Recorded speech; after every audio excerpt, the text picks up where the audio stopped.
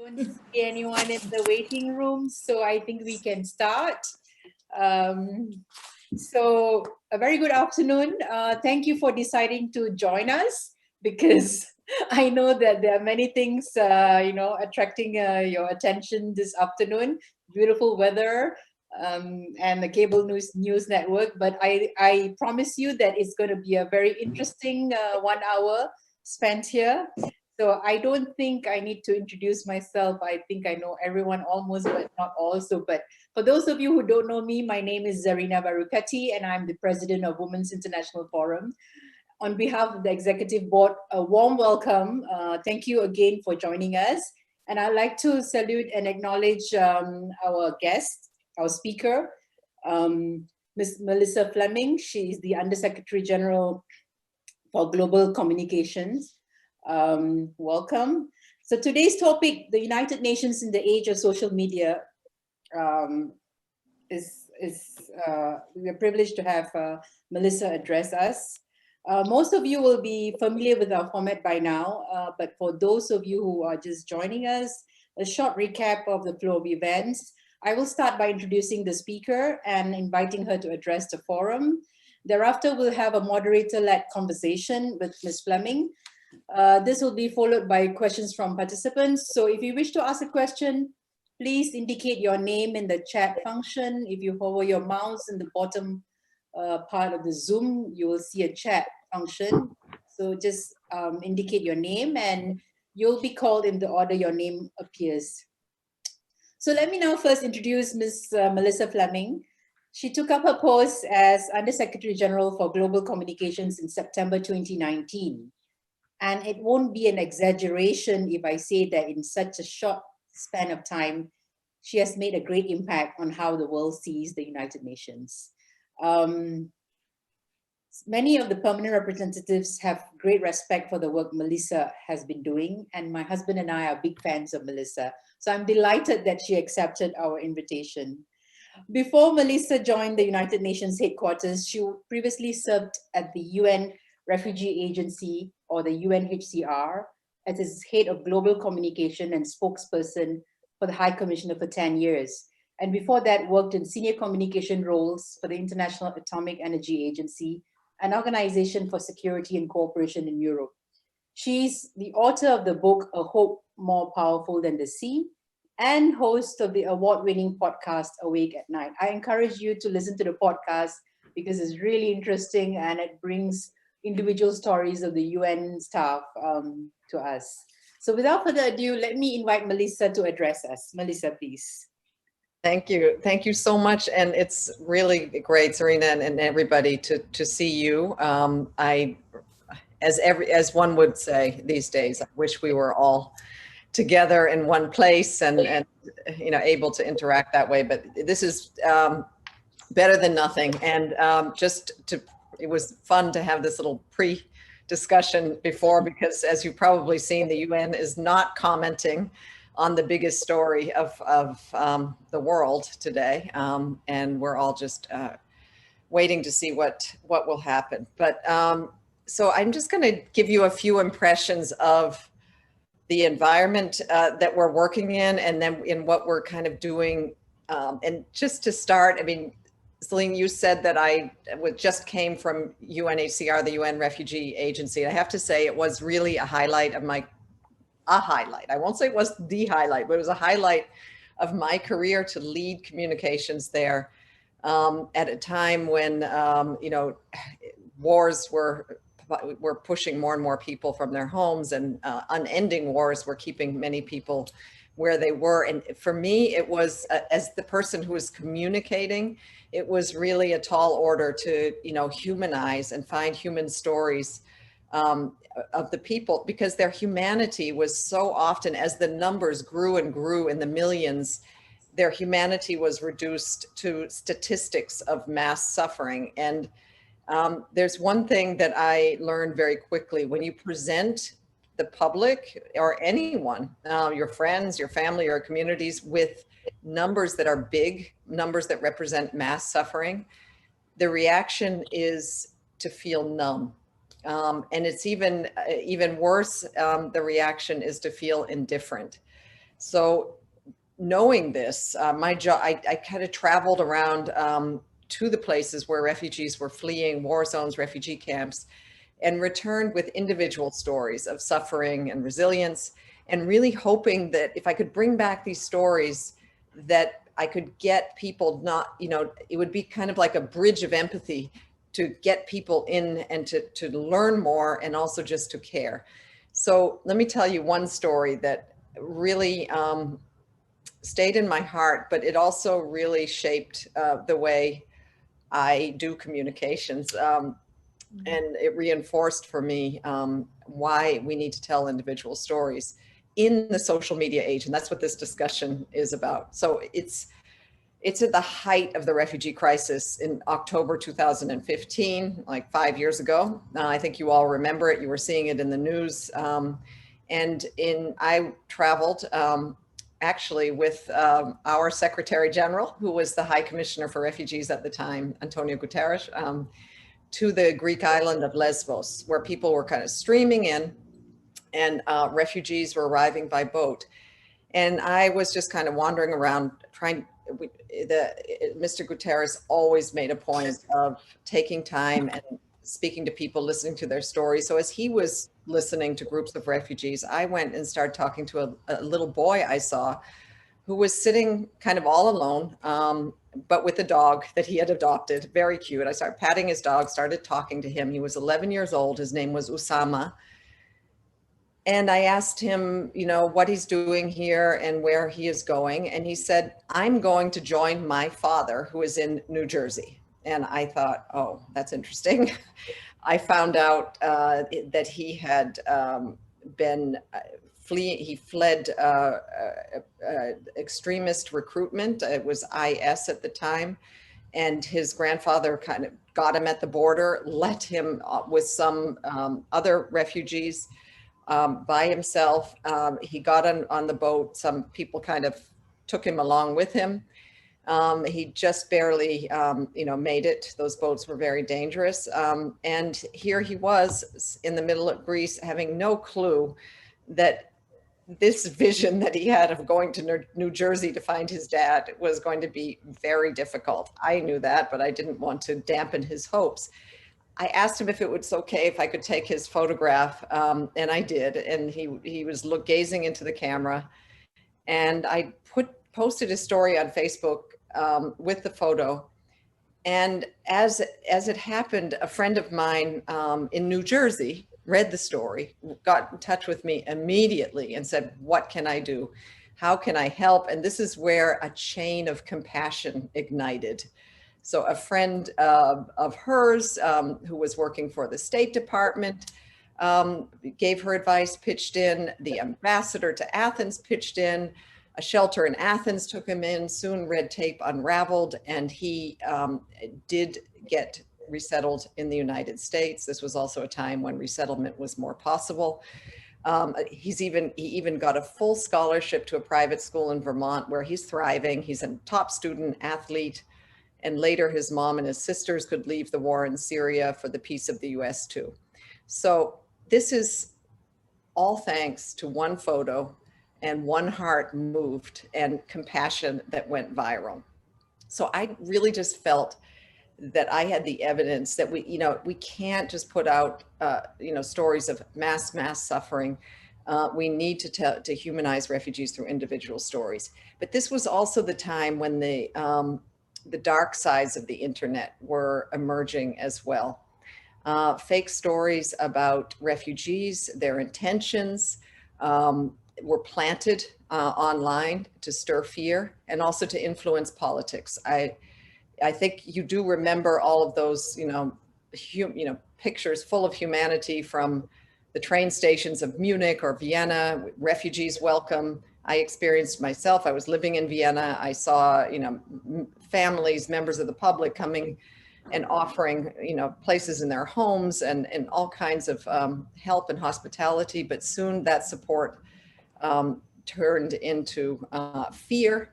And this was populist politicians using this kind of insecurity of mass numbers of people arriving.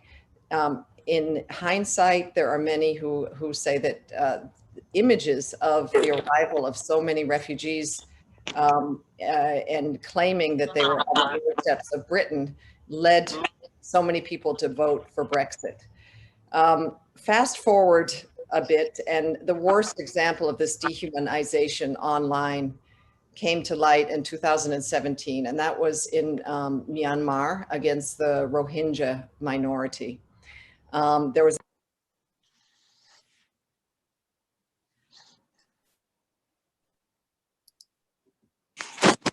Sorry, I think somehow you're muted. Okay. Okay, I think, am I back? We lost you at the Rohingya refugee. Okay, so this was really the worst example, I think, in recent history of online dehumanization and hate that led to horrific violence, murder, rape, mass exodus of over 700,000 Rohingya. And then fast forward to now. 2020, you all know, March, when this fast spreading pandemic became what we're now saying is the worst and biggest global crisis since World War II. This is a, as the Secretary General likes to say, an opportune, well, he says a microscopic virus that brought us to our knees. I'll add some more adjectives. This is an opportunistic microscopic virus that brought even the rich and powerful among us, countries and citizens, to our knees. What we needed most from the outset was global collaboration with national leadership that was based on and informed by science, that was coupled with clear and simple communications to disseminate guidance. What we got instead was a fragmentation of different approaches and a variety of different outcomes. So, we know, and studies have shown, that the worst hit countries in terms of numbers of COVID-19 cases and deaths are countries that are also plagued by misinformation, where, rumors and misinformation and conspiracy theories run rampant, and fueled by the kind of hungry algorithms of our social media platforms, the pandemic is out of control. So where people were consistently steered to accessible, informative, clear, and convincing public health guidance that addressed their fears, gave them direction, I would assert that the pandemic had a harder time circulating. So what we face here is what the WHO very early on termed and defined as an infodemic. And what is an infodemic? An infodemic, in their definition, it's an overabundance of information, some of it accurate, some of it not. And it makes it hard for people to find trustworthy sources and reliable guidance when they need it. The result of this is information chaos. I think maybe I also had this vision of it, thinking about it in terms of our environment. It's like we have an information environment that is polluted. Mm-hmm. There's some good, clean air, but there is a lot of bad air. And, this is becoming very harmful. I think many of you have seen and been exposed, and hopefully not too often, but if you're on social media, I'm sure you saw it, the conspiracy theories and misinformation are running rampant. There are miracle cures on offer, wild conspiracies. None of this is new. Looking back in history, we know, for example, in the area of vaccines, that misinformation and conspiracies around vaccines go way back in history. And that even before this pandemic, WHO was labeling vaccine hesitancy as one of the top 10 risks to global public health. They expressed their worry early on, and we echo that worry, and we're trying to address it, that vaccine hesitancy is going to be one of the biggest challenges that we face. So we need to build vaccine literacy. We need to restore public trust, or we're not going to contain this pandemic. So this is the kind of environment we are in. We have people who, pretend to be, well, or discredited doctors. I think many of you have seen that pandemic video that within days had millions and millions and millions of views online, and against which, and this is the backdrop that when we started looking at this emerged, we have public health organizations, WHO, the UN, who have really good science-based information, but it is not traveling as attractively or entertainingly as the misinformation is traveling. We have, polling that is done that is really disturbing about people believing these conspiracy theories. A recent survey, for example, in 25 countries found that the most believed conspiracy around COVID-19 is that the death rate from the virus has been deliberately and greatly exaggerated. Almost 60% of Nigerian respondents said this was definitely or probably true, and 38% of Americans did, 30% of Italians, 28% of Hungarians. In South Africa, it was like 40%. So, while the internet could be a great avenue for public health communications, unfortunately, it's a really harmful place as well. So what we need to do, and what we saw very early on, is that we needed to flood, develop an initiative to flood the internet with socially optimized content that was based on science, that was attractive, that was easy to access and listen to. So we at the UN realized that this was not just the biggest global public health crisis in our time, it was a communications crisis as well, and that we faced a communications responsibility like never before. So I hope that you've seen that we really stepped up our efforts. We created a platform, un.org/coronavirus, to offer a trusted place where people can turn to for facts and guidance. And we realized, though, that that was not going to be enough, because you can't just be a passive platform. You need to reach out to people where they are most. What we know in the social media age is that people get their information not from broadcasts from UN headquarters in New York necessarily. They get it and they trust it more when it comes peer-to-peer or shared in groups on social media. So this is why we launched an initiative called Verified. And this initiative is really there to kind of turn down the information overload and turn up simple, clear messages that, very simple: wear a mask, stay home, take care before you share, repeat them over and over using compelling, engaging content that is optimized for social media, to give them a kind of certainty and to guide them to information that they can trust. I'll tell you one other story. I think this story really struck me. It's about a couple living in Florida, Brian Lee Hitchens and his wife, Erin. They were getting their information on COVID-19 from Facebook. And because they were getting their information there from their groups on Facebook, they were absolutely convinced that coronavirus was a hoax.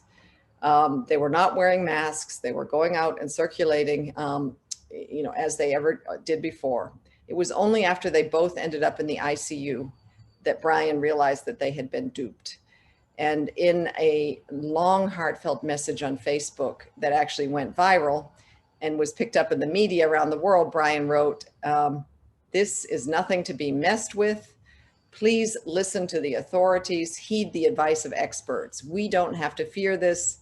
And by heeding the advice, it doesn't mean that you have to fear it. It means you're showing wisdom during this pandemic. Looking back, I would have worn a mask in the beginning, but I didn't. And perhaps I'm paying the price for it now." Soon after that post, his wife died from the virus. but hopefully many of his friends and followers heeded his warning and began to understand the danger. What we would like to be at the UN, we want to seize this opportunity to really establish the United Nations, not just for information on COVID-19, but for data-based, science-based information on all topics, climate science, for example, to be the central place where people can turn to and access, user-friendly, attractive information based on science. And we want to be able to have the tools to better go to where people are.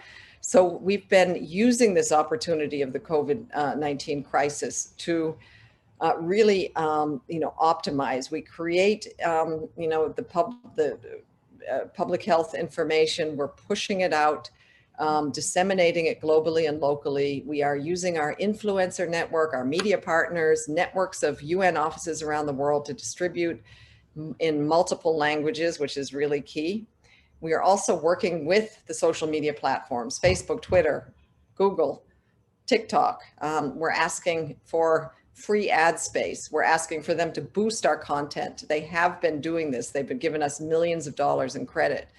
And we're also asking them to change their policies to flag misinformation and disinformation, or even suppress it and get rid of it. They have gone a long way. There's still more to go. But this is so far having an influence. We're also promoting misinformation literacy. So we have, I'm really happy to, as part of this program, we had this idea to recruit information volunteers around the world.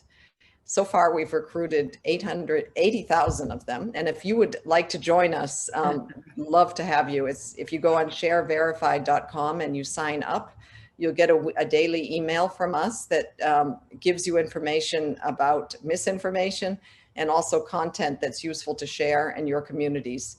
So this is really working with our attempt also to create a new social norm called Pause, and we've issued a number of global campaigns, two global campaigns called Pause, Take Care Before You Share, that we hope people will have in the kind of the back of their minds as kind of a mantra. It's based on behavioral science. If people would just pause for a few seconds, look at the source of the information, they might be less kind of share happy, and we would not have this horrible misinformation circulating.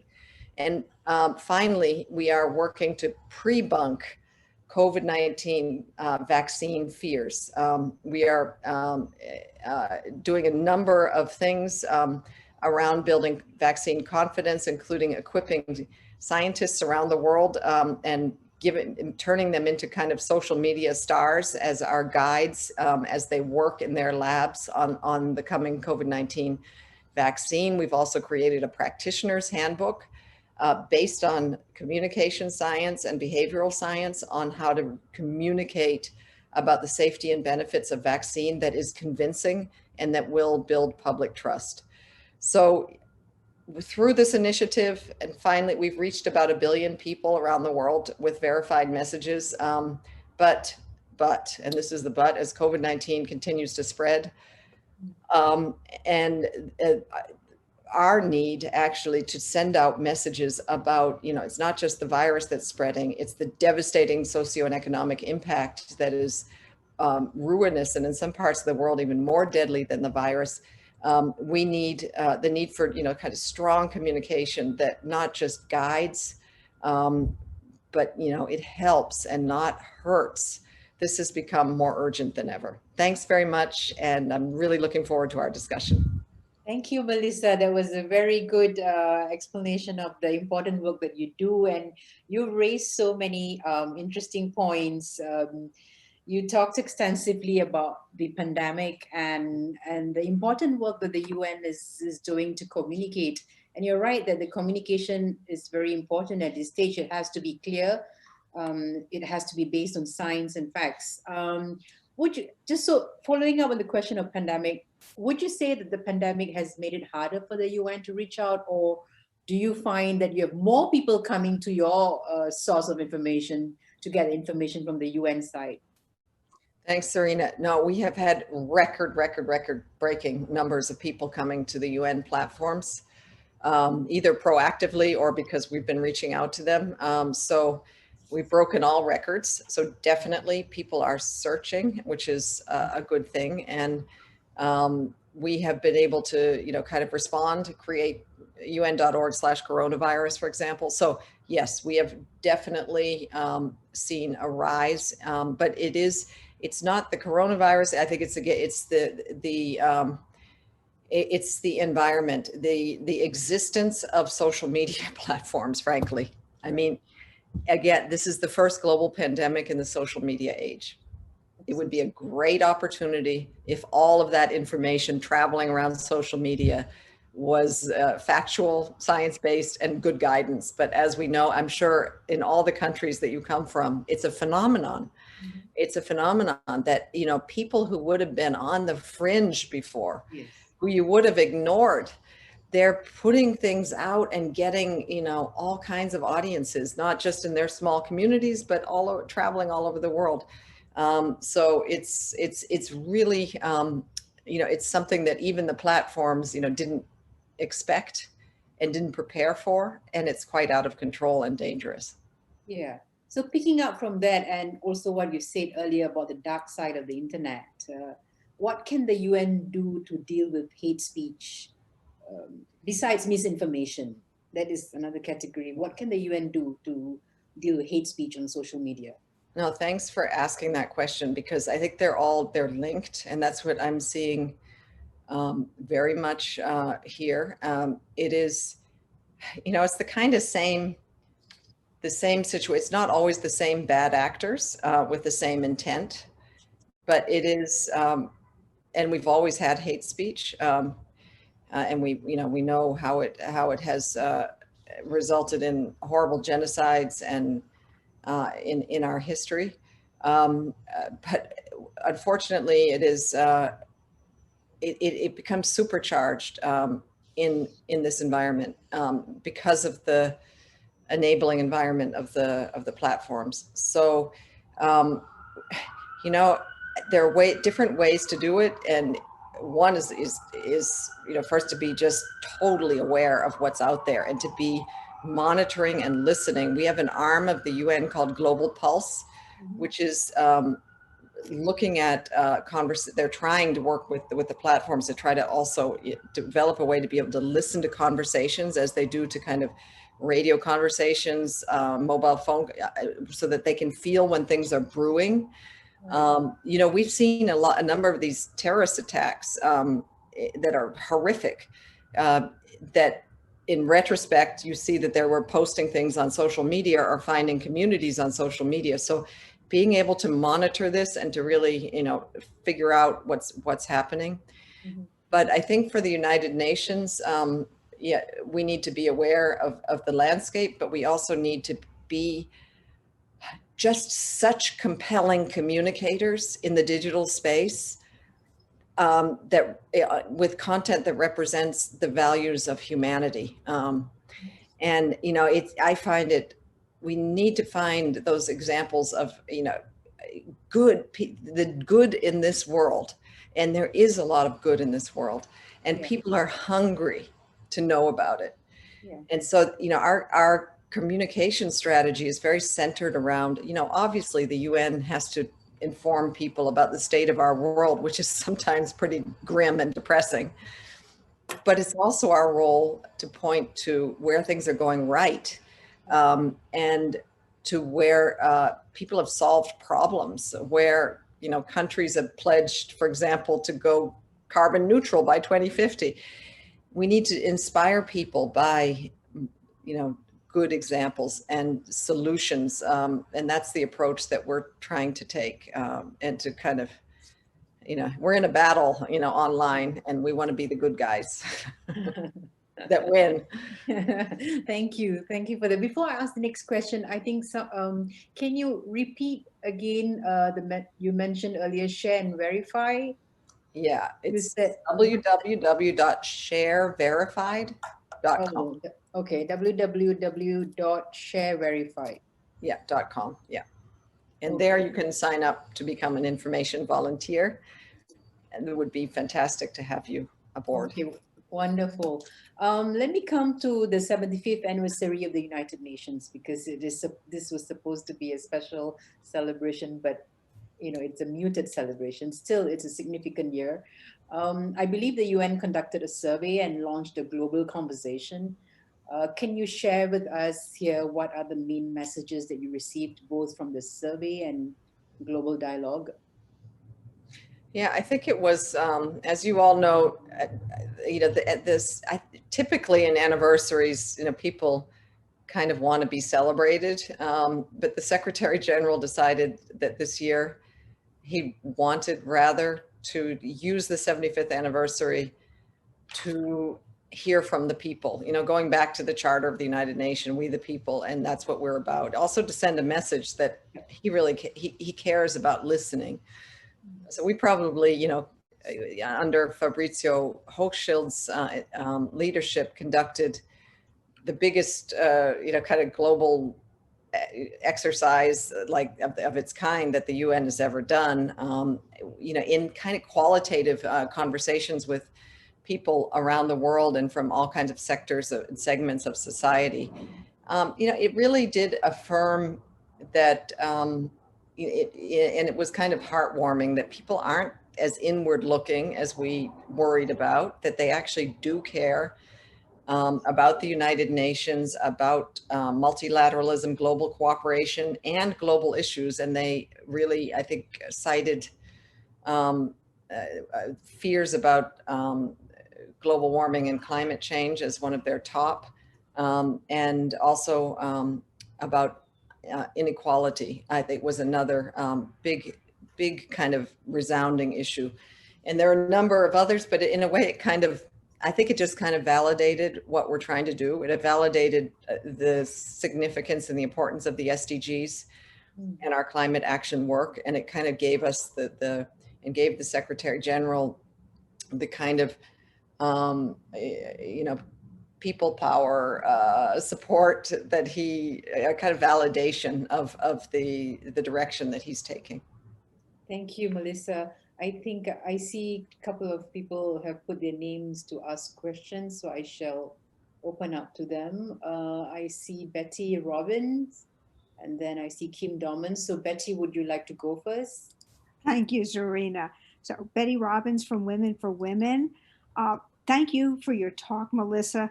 I'm very interested in hearing what you think are the most effective communication methodologies right now, particularly for your message. Thank you for that question. And I also admire your organization very much. What I like to preach is, because I've seen that most organizations, probably not NGOs as much, but UN organizations, and they tend to focus very much on just informing people. So I have what I call the 3 W's of cause communications that have formed our communication strategy. And these 3 W's are what, why care, and what now. And let me just explain very briefly why. What is inform? Definitely. We need to be the purveyors of facts and data and information about what the situation is and the trusted source. True. But again, who cares? If you throw facts and information out at people, they're not necessarily going to turn to you or to listen. So the next step, and you can't do one without the other, is to do the exercise, why care? To do that exercise, why care, you need to think about who is the audience I'm trying to reach? How do they receive information? And how can I produce this information in a way that is going to get them to care? And then third is what now? If you do get people to care, to feel compassion and empathy, what are you going to ask them to do? It would be kind of a waste if you brought them on that journey and you just kind of left them hanging. So always think about an action. Maybe you're asking them to do something, or maybe you're just using the opportunity to demonstrate, what is the United Nations doing, or what is the United Nations call to action? And, preferably, it just depends on what it is. How can you join in? Probably in your case, how can you donate, or how can you become, involved? Thank you, Melissa, and thank you, Betty, for the question. We have Kim Dorman next. Hi, thank you so much for your wonderful presentation and for all the work that you're doing to help develop these literacies. I think my question is around partnerships. I know that sometimes I work in libraries, and so I'm curious if you have considered working with like the American Library Association, since their whole thing is information literacy and helping to promote it. So I'm happy to go to the website and sign our library up, but it might be a way to approach at least the American community, since there are libraries in many towns that could help promote this information literacy. The other question I have is, how is with social media, so often it's person to person, but misinformation can also be spread. I'm trying to think about, I was thinking about Ebola and how that got stopped when people were information was going out, but it wasn't being listened to until the biggest change happened, as I understand it, when scientists started working with a lot of the churches and religious ceremonies to try and working with groups. I'm just wondering how that can work with social media. I'm not sure if I phrased my question in an understandable way. No, thanks, Kim. And I think, oh, you have a nice video frame.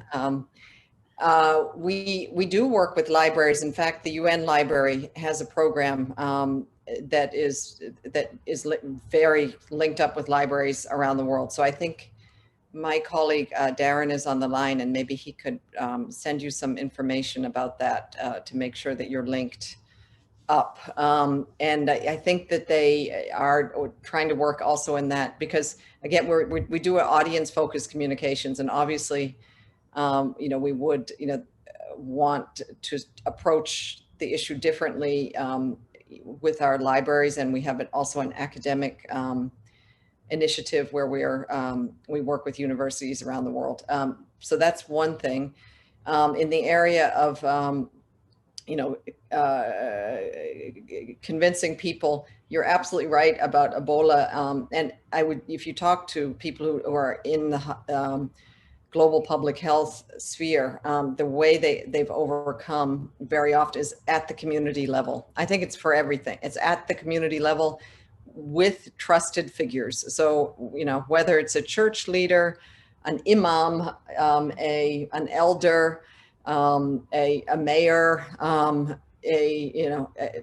even in it depends on where you are, a celebrity influencer, we are placing a lot of attention on getting to them so that they can communicate with their followers, and that this information, that's why we call them influencers, and they're secondary influencers.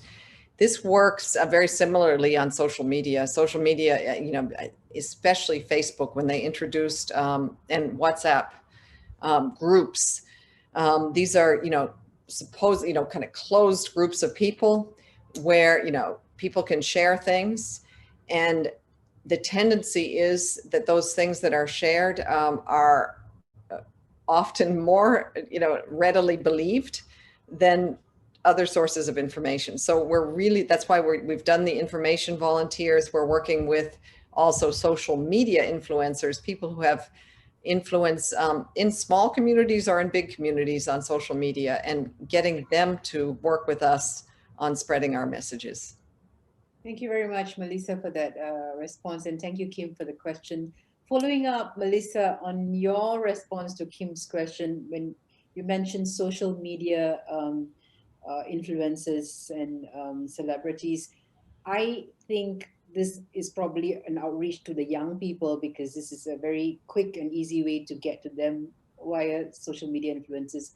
do you have any kind of data to show what the response of young people to the UN has been, and what kind of image or impression do they have of the UN? I don't have that offhand, but maybe we can follow up with you. But certainly we are making big efforts to engage young people more.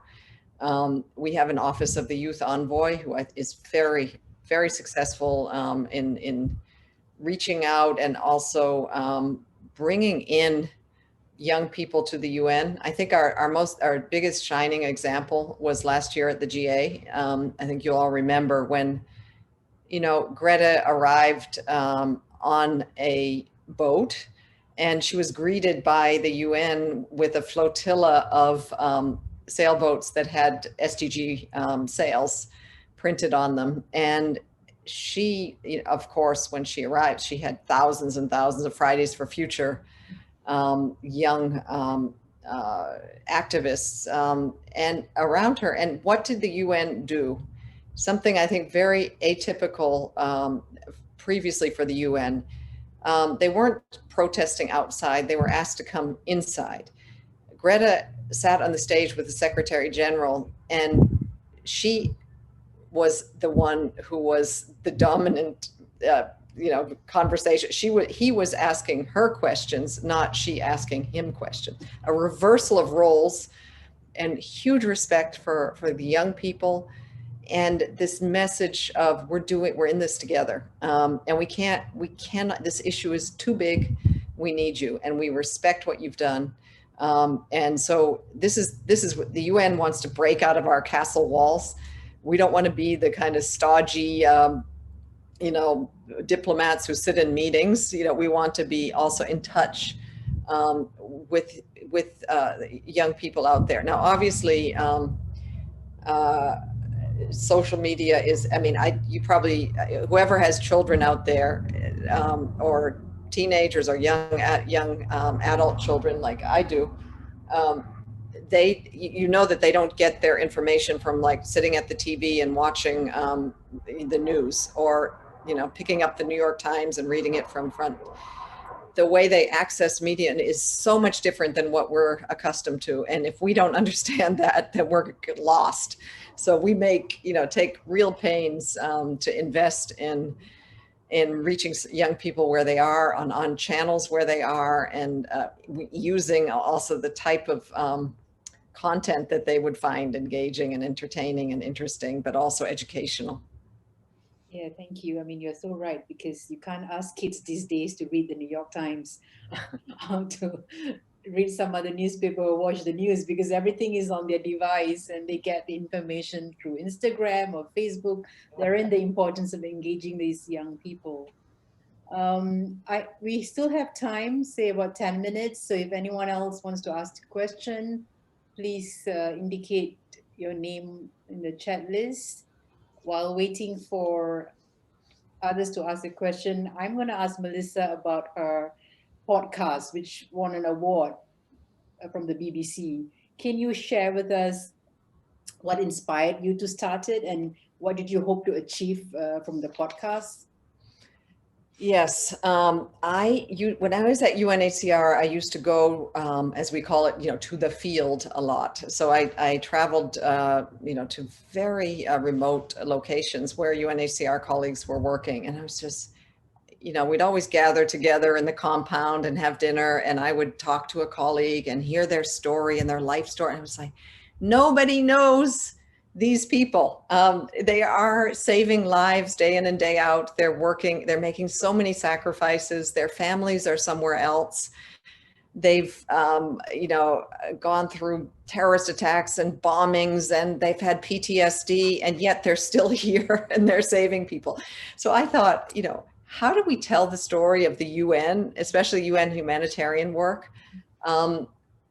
Maybe we could tell the story of the UN humanitarian through the people who are serving. And so I did this experiment with this podcast called Awake at Night. It's called Awake at Night because these are people who are, worried about some of the worst human suffering in the world, and they're trying to address it. And, waking up at night thinking about, but it's the human being behind it. So the interviews are not about, how many refugees are in, X country, or, what is this, how much money do you need? It is, who is the person behind it? So it's like bringing the listener in on a dinner conversation with really interesting UN people. And I can tell you, many of them have told me that what they have said on this podcast, they've never told anybody else before. And all of a sudden they're broadcasting it to the world.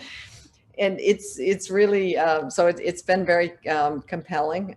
Since I joined the UN, I took the podcast to the UN, and you've seen, I've also started, I interview some people who no one has ever heard of, because they're very, they're not public figures, but also some of our public figures like David Beasley, who came on the podcast, talked about his whole backstory.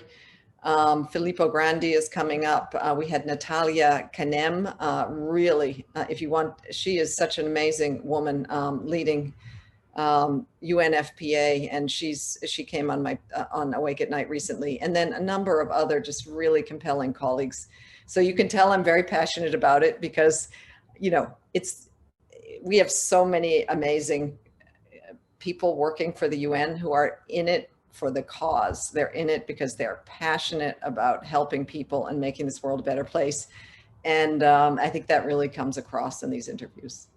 Absolutely right. And I think you're right to be passionate about it, because there's nothing like hearing from them directly about the work that they are doing. And if you ladies have not come across the podcast, I'll encourage you. There are many episodes. It's very easy, short listening while you're walking or something like that. So please go and look for the podcast and listen to it. We have a question here from Yelena, and her mic is not working, so she's listed the question. I will try and read it. So her question is, one of the reasons why people are involved in the process of spreading of fake news and disinformation is the lack of critical thinking skills. This is something one can learn at school or college. So if many people don't have the skill to identify the biases and make inferences, shouldn't we start from our middle school? So I guess the question is about, how do you educate the young people, the children, about making a distinction between factual, real news and fake news? I think this is such an important question and issue. I think, we need to educate our children. We call it like media literacy, to understand the media environment that they are so exposed to and having to navigate. I think it really falls short, and they are, also being pulled down, they call, rabbit holes of, real stuff that we would, as parents, would not want them exposed to. The more that they can be educated in our schools, I think the better chance we'll have of them being able to navigate, and also not being exposed to things that would endanger them. Absolutely, I don't think it's being done enough. And I think schools should play an important role in this field. Thank you, Melissa, for that response, and thank you, Elena, for the question. So we still have maybe time for one or two questions. While waiting, I want to maybe give Melissa a chance to talk about her priorities in the coming months and years ahead. You've just taken up your post last September. So if you could just share with us, what are your priorities in the months and years ahead? Well, they're very much linked, of course, to the Secretary General's priorities. Mm-hmm. He is really, as he has been for a long time, very focused on climate action. Yeah. And we want to make a new renewed push. It's really, the time is right. We kind of put a bit of a communications hold on it during the height of the pandemic craziness. I can't say we're still in the height of the pandemic craziness, but there seems to be an appetite now to talk about recovering better and recovering greener. So I think these two areas are where our communications are focused. I mean, they're interlinked. Recovering better also contains recovering greener. But many people, what the pandemic did was it exposed the very things that we were trying to address with the SDGs before: inequalities, injustice, lack of access to healthcare, extreme poverty. And what we're seeing now is unfortunately a lot of the gains that were being made slipping back really scarily and disturbingly. But what we're also seeing is a movement and a will to not go back to where we were, but to actually go to someplace better. And so it seems that there's a kind of willingness to think bold and to think not utopian, but close to that. Let's talk about net zero. It's a reality. We have a huge, numbers of big countries who have now pledged to go net zero by 2050. So let's try to get others on board. And the same, in the other areas, let's use stimulus money around the pandemic to invest in in infrastructure and jobs and education and things that will actually not just let us scrape by and survive this, but actually evolve and move into a better space afterwards. Thank you, Melissa. We have one last question from Tina. Tina, please go ahead.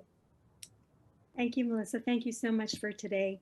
Melissa, a couple of things. I think, first of all, I wanted to say, I think the UN has always been so innovative in their use of media. And now, of course, social media with yourself and the Secretary General. I'm specifically referring to Secretary General Kofi Annan coming on Sesame Street and having, my youngest daughter say, "Mom, I think we know that uncle," and sort of making a connection there. But I think I have a specific question. How do you deal with the challenges of stakeholders? We've recently had the WHO being disavowed and sort of saying they don't know what they're talking about. So and I guess in extension to that question is Facebook is removing negative posts about the two candidates running for president. How does the UN, do we have that relationship with social media where that we can look to them and say, somebody's saying something nasty about the UN, or somebody's saying something nasty about, or fake news, which is now transferable in every language. It's fake news, fake news. Do we have that relationship with them as well? And just last question, on your TED Talk, you had a young man, Hanny, and his little brother. I know that was 6 years ago, but is there any update about them? Because I think for me as a teacher, I remember kids. That's where I can give you, I'll start with that. I'll give you some good news. Thanks to the wonderful Canada, the Canadian government, Hanny and his family were in Little Ashraf, were resettled to Canada several years back. And he is studying at the University of Toronto. He is an advisor a youth advisor to Justin Trudeau. And he has issues with his eyes. He's legally blind and he's getting medical help. So he went from a muddy field in Lebanon with, having fled only with his high school diploma and with lots of dreams, and those dreams for him and his family have come true. So that's a happy end. And yes, we do have relationships with the social media platforms, and we meet with them regularly. We flag content with them, but we also, ask them not only to help us promote our own content by giving us ad credits, but also them promoting UN and WHO content. but also to change policies like the ones you referred to. Some of them maybe they're doing it because the UN gave them a nudge, but we're not the only ones who've given them a nudge, but they have started flagging a lot of misinformation around COVID-19 since we've been, pushing. They are taking down QAnon groups that keep popping up like mushrooms.